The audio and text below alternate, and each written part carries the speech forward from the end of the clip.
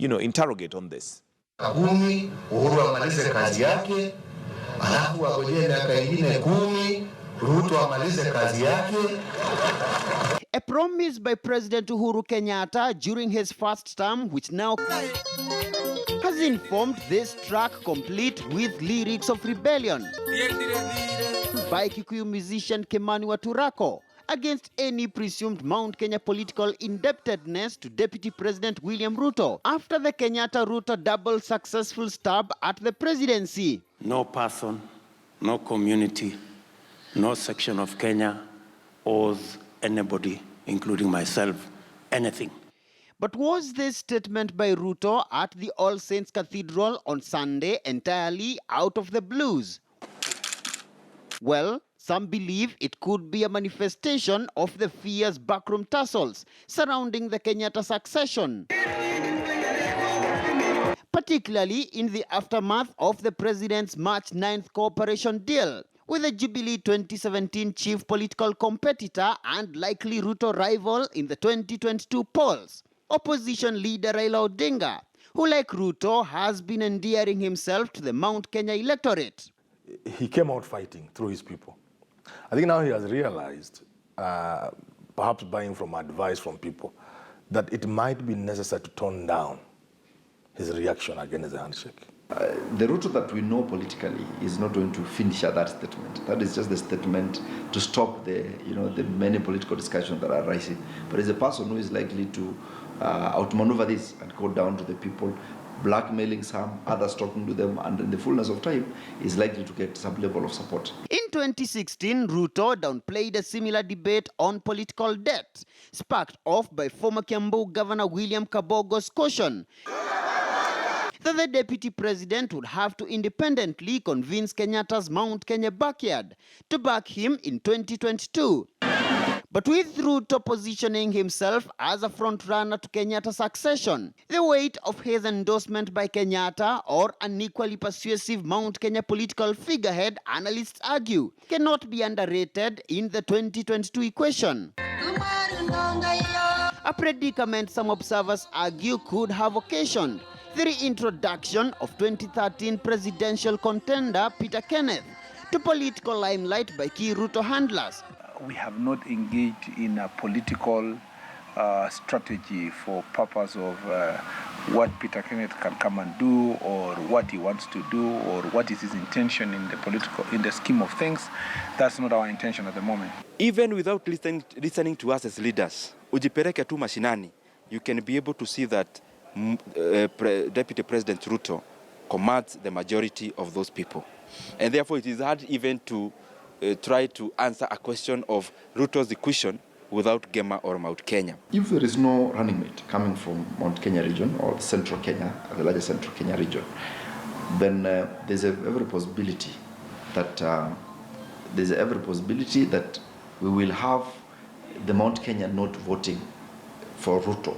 Now, with the turbulence of political uncertainty and fear of deceit threatening to rock his boat's journey to State House, Ruto is no doubt poised to pull more surprises in the future as the 2022 realignments continue.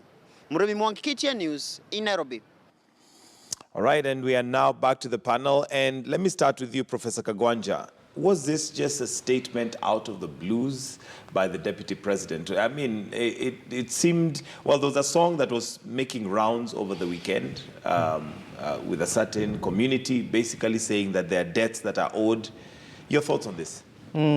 I think we need to basically deconstruct the Kenyan politics to understand the whole concept of debt in the previous elections and possibly the coming elections. One of the things to underscore is that the concept of debt is undemocratic. Undemocratic in the sense it assumes ethnic groups are estates or farms where they are passed on by one leader to another, and I think it's an insult to our conscience as a people. It's an insult to our right to vote. It's an insult to everything. So that debate itself is obnoxious, to be sure about that. But that said, and politics being what it is, every succession debate is prefaced by these claims of succession. And they have dire consequences for how we align ourselves as communities. Take, for example, the Kibaki succession. The Kibaki succession produced Abita Kalonzo Musyoka, who basically joined CORD on the basis that there was a debt owed to him by Mount Kenya, which was a product of an agreement between him and Kibaki in 2007. I am not talking about the merits or the demerits of that, because I was not in the conference rooms where these deals were being struck.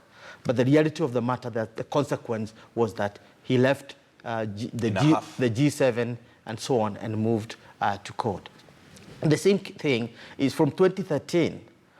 That I'm familiar with. That's what you can call the table room, the discussions I was familiar with in one way or another. And it was not a deal that will be my successor. It's a deal that we need to band together and move together for the sake of the stability of the country. And I think that's what the Deputy President was alluding to. There was no precise agreement. And I am saying this as a person who was there when the deals were being struck. You can read my lips. There was no precise agreement, and the Deputy President was right. But there was an implicit understanding that we wanted to move together into the future so that we can stabilize the country. The backdrop being the 2007-2008 violence, that we don't want to see this again. We don't want to see our country hemorrhaging. Therefore, it is imperative that we work together. I think the problem that came upon that was the failure to think of a more inclusive arrangement. Okay. And therefore, you end up now producing kind of other agreements. In between. Yeah. All right. Barack Muluka, your thoughts on this and the virtue, okay, by virtue of the fact that it sounds politically correct, that no community owes anybody anything in terms of political capital. However, we know how our political landscape is. We know how politicians, position themselves. And what would you make of the statement that opened up that particular clip, where the president was saying, support me for this 10 years, then I'll support you for the next 10 years? To borrow from the professor, and I'm now happy that I'm festooned by two of them. Two professors. To deconstruct, I would deconstruct the psychology of the politics of infidelity and treachery. That we are not an honest people. That when people have been on the political hustings, on the campaign trail, they have been talking about staying beholden to one another forever until death do us part. One would begin imagining, in fact, listening to the good Professor Peter Kagwanja here, that the problems of 2008 are now completely over. They are buried and forgotten completely. And yet when you listen to the song which this man is singing, which has been part of the Springboard, and I excel in Gikuyu aesthetics, but you don't even need to excel in Gikuyu aesthetics. You just need to see the images that have been going with that song. They are images which have been borrowed from 2008. And they are saying that this is what this man did to us in 2008. Never mind that it may be true or it may be false. And they are saying that therefore, on account of these very disturbing images from the past, we do not owe this man any debt. I think Kenyans must start becoming very honest with themselves. When we have traveled together, walked together, a political journey together, there's a sense in which we begin owing each other certain expectations.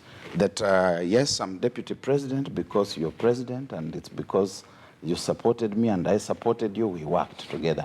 And when we were on the campaign trail, we went everywhere telling people, I'll have my 10 years and he will have his 10 years, which means that there was an undergirding understanding that we are together. And when you look at even the political formation in the country today, it is a duopoly of two communities. Professor here allusively talks about it when he says we did not become adequately inclusive. It became very clear, and you can go and count anywhere. You will see that in any appointment that they make, if there are 10 people being appointed, 7 of them will be from 2 tribes. And another 3 will be tokenism from other tribes. So there's a sense in which these 2 tribes have established some kind of binding understanding that they owe certain things to one another.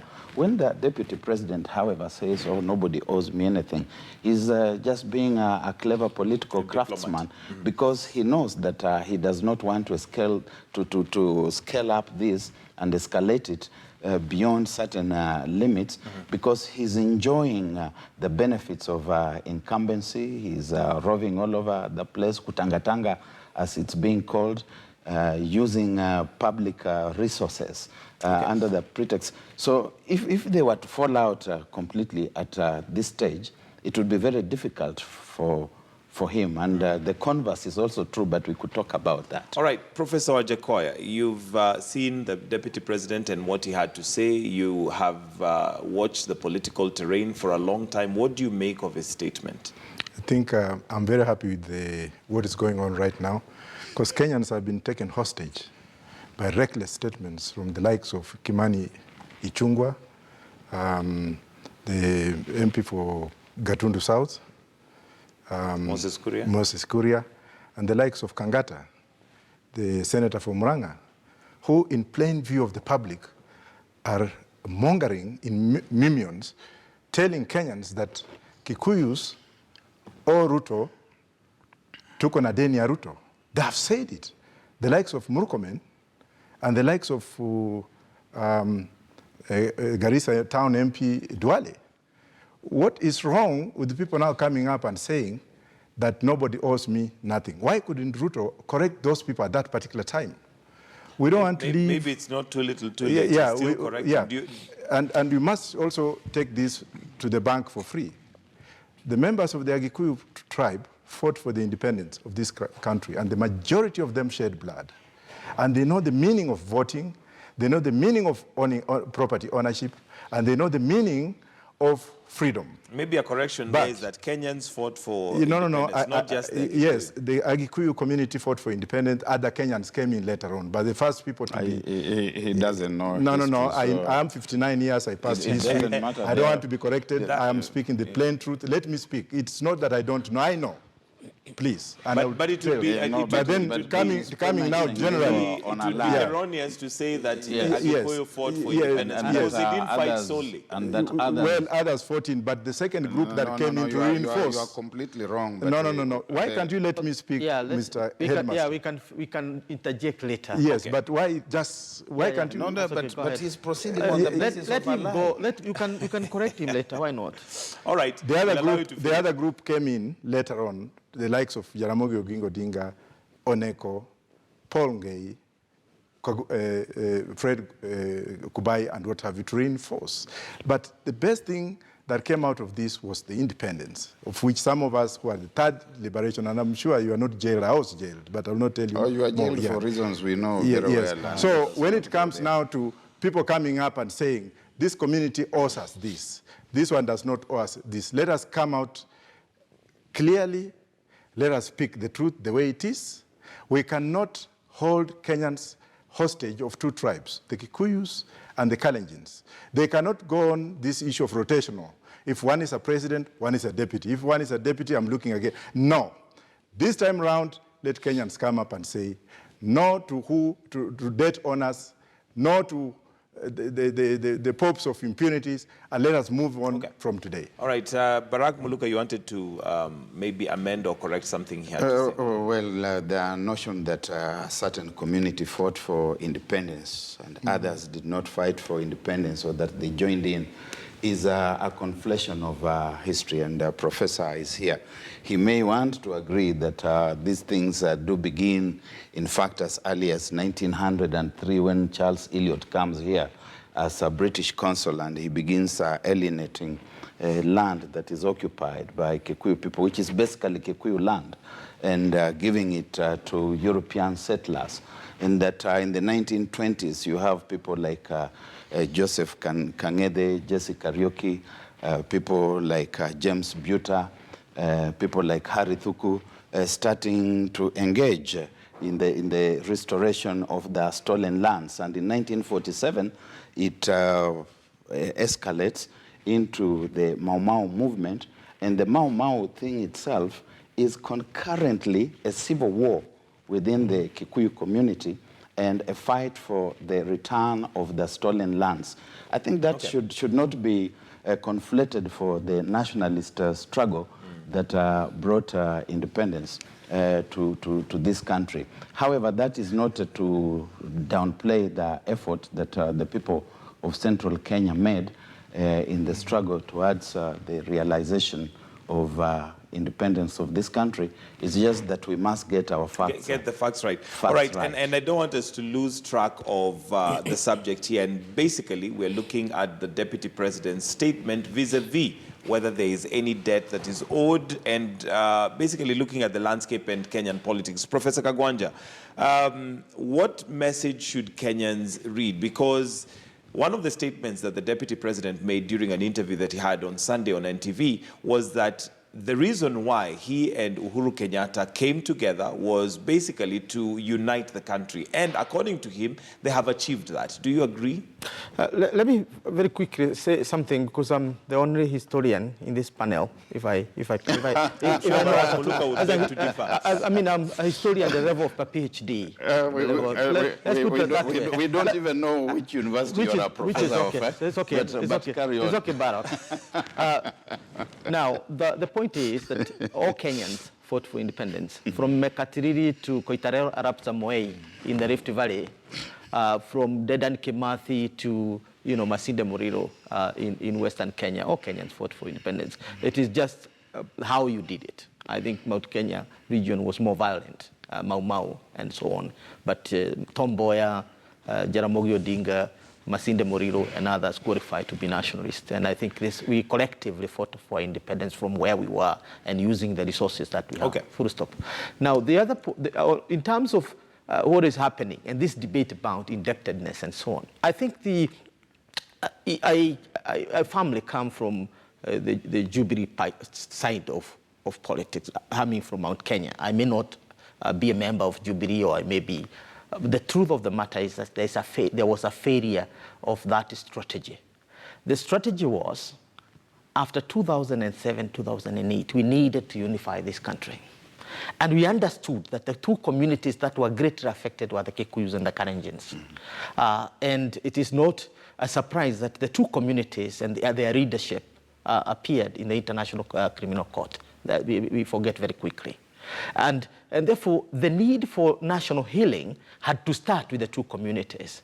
And therefore, the 2013 election was basically prefaced by that need to come together. And it was positively so, and we saw peace prevail. But 2017 exposed the vulnerability of that strategy. Vulnerability because the election was too expensive. Some people are talking about maybe 1.2 trillion Kenya shillings lost between April 2017 to 26th October 2017. That's really hemorrhaging of the economy, and also the reputation of the country internationally, and so on. And therefore, I think Jubilee strategists needed to go back to the drawing board and think about how do you ensure the stabilization of the future. This is not about debts. It's about the stability of our people collectively. And therefore, to get that strategy that puts us together means to unlevel the puzzle, meaning you need to include other Kenyans in this coalition. Of course, politicians, being who they are, will either support it or oppose it. And therefore, the whole country is divided along those lines.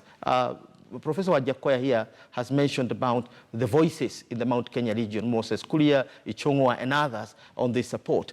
When you go to other people who lost the elections and think that they lost because they were manipulated within the Jubilee election, they have formed another current of opposition. You go to Murang'a, I don't want to mention names. You go to Nyeri, I don't want to mention names. Go to Kiambu, They're there. The big heavyweights with resources, backing their own campaigns with grievances. That All right, they Professor, allow me to cut you short. And the question here being, do you agree with the Deputy President that somehow there were milestones that were made by he and President Uhuru Kenyatta coming together and healing the country by being President and Deputy President? Because that basically is what he was saying. There is no debt. However, they have achieved that healing of communities by the two of them working together. That is what I'm saying. We need to change the discourse, and I think that's what the Deputy President is trying to do, to change the discourse from indebtedness to the foundational reason why the two communities came together. I think we need to extend that logic to say the coming in of Raila Odinga, the need to bring in Kalonzo Musyoka and others is part of that nation building, the nation healing. And the debate on the dialogue and what the dialogue about how our future is going to be as a people, we need to engage in that. And I think what the Deputy President has done by talking about having no debt is to give the country a chance to debate freely outside the manacles of ethnic treaties and ethnic pacts, to talk about what kind of a Kenya do we have, which is inclusive, which is not going to hemorrhage every cycle of election that comes about. And two, can we also have a transparent country where nobody exploits the corruption debate to marginalize others? Because that's another thing that is coming up. All right, Barack, and we need to manage time here, but your thoughts on his statement, and one of the things that I think, let's give credit where credit is due, he mentioned that like any other leader within Jubilee will be subject to a domination. And therefore, it is not automatic that he is going to be the presidential candidate. That is an assumption which he tried to correct. Do you think that was just a political statement, or is that something that he actually means? It's just political posturing, because the understanding has always been Uhuru 10 years, Ruto 10 years, and the understanding has been that the instruments that are going to guide them towards that end were already in place, complete with a philosophy that informs that kind of thinking.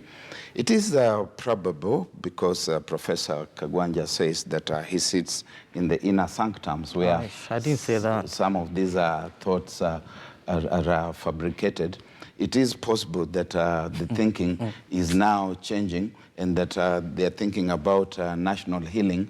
But it's also true that the national healing process did not begin in 2013. It began in 2008 with a handshake on the steps of Harambee House between Raila Odinga and President Mwai Kibaki. It is also true that in 2013, you see an opening up of fresh fissures within the Kenyan political fabric, national fabric, where two communities come together almost to the exclusion of everybody else. Now, you do not conduct national healing by bringing two communities together and excluding everybody else. Maybe that is the realization that is now beginning to take place, and one would want to wait and see just how far that goes. And so I will hesitate for the time being from calling the bluff. Okay. Professor Wajakoya, we need to summarize maybe your closing comments and possibly your advice to Kenyans in regards to what we should be looking out for.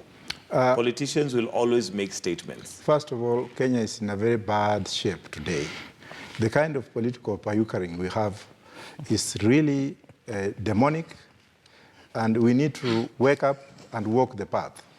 These leaders are not addressing corruption. And I'll repeat what I said before. They have not come up with statements from their respective offices and stooges that they are appointed to run various parastatals and government And maybe it's because, sorry to cut you short, but maybe it's because, like the Deputy President said, our biggest problem in Kenya is not corruption. Well, I wish he came here and I could have interrogated him, because he has built a 2 billion home and he has got choppers He which works are more hard. than that. Again, he said those how are do you work allegations. hard? Those are we know it in plain truth, and let me not go. He's a businessman. Let me not personalize it. But Kenyans should not be hoodwinked by these leaders who are going to be dictators for the rest of these centuries. What I can foresee right now is that if you make mistakes like you are making right now, if you make mistakes like you're making and like your MPs are making, those broke MPs who are going for little money to start changing their tunes, Kenya is going to be in turmoil. I will ask Kenyans today to come on the table, look at the lies these people are telling them, read between the lines, disregard these people, make a new nation, move on the spirit of handshake, which is actually is making president. And I would disagree with Professor Kagwenja here that the handshake between Raila and Uhuru brought peace. It has brought harmony, not what happened during that particular time. And Kikuyus are not fools. They are the ones who own property. Let them be aware that if they make a mistake of electing some people here, they are in for life. Thank you very much. Again, I'm not sure that's an accurate statement because there are others who also own property. Professor Kagwanja, your closing statement. My closing statement is that we need to bring a closure to the debate on debts in this country in elections, because communities are not estates of any individual or any collective people. That does not mean that we don't need to build strong parties. And I think the Deputy President's allusion to the fact that there will be election or nomination within Jubilee into the future perhaps indicate that you want to revitalize Jubilee and make it a party so that election is not through nomination in the so-called cycles of 10 years, 10 years, 10 years, but it's about who is elected in a meritorious way. So I think what the Deputy President has done is to lay a new foundation upon which, if we are able to bring a more inclusive political arrangement within coalitions, that we don't have to see what we saw in NASA versus Jubilee, the kind of hemorrhaging we saw during that kind of political paralysis. And I think that is the context. And that has not changed much from 2008, when the idea of an inclusive politics in the Accord was brought in. It is not new from what happened in 2013, when the Kalenjin and the Kikuyu thought that they had a greater responsibility to unite Kenya because they were involved in that conflict. And it is not very new from what President Kenyatta and former Prime Minister Excellency Raila Odinga have agreed, that we will have a handshake to give Kenya a chance to heal and basically to recover from a long electioneering. Barack Muluka, you have the last word. Well, I think there's a political posturing. People are basically looking at 2022. Even when we hear things like, let us not talk about 2022, they are actually having somebody else in mind. They have a different kind of thought about 2022. And in terms of debt, if we have traveled together, it is normal to expect that we owe each other certain things. All right, and I think we'll wind up right there. It is now 28 minutes after 7. Thank you, gentlemen, Professor Kagwanja, Barack Muluka, and Professor Wajakoya for joining us this morning on Political Point. I'll be reading some of your comments as we go along, and remember the question we're asking is whether you agree with the Deputy President that no community owes him any political debt. And yes, because of that break, I'll read your comments after the break. But for now, we're going to take a short break, but do stay with us right here on Morning Express.